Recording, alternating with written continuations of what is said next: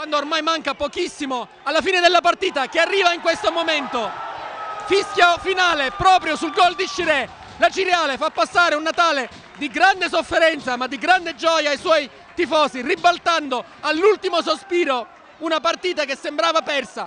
Il gol del vantaggio siglato alla metà della ripresa sembrava aver condannato la Cireale, poi però sono arrivati i gol di Frittita all'87esimo e all'ultimo sospiro, al 48esimo, è arrivato il gol del 2-1 firmato da Chiré, che era entrato proprio dopo la rete del vantaggio del Vittoria. Si chiude quindi dal Tupparello il finale esattamente come 4 anni fa, quando con un 2-1 la Cireale andò in Serie D.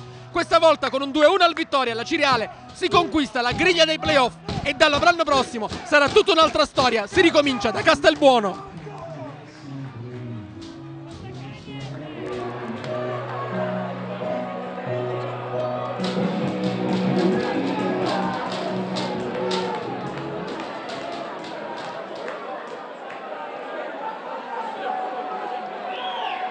Finisce l'incontro, la Cireale parte di vittoria 2-1.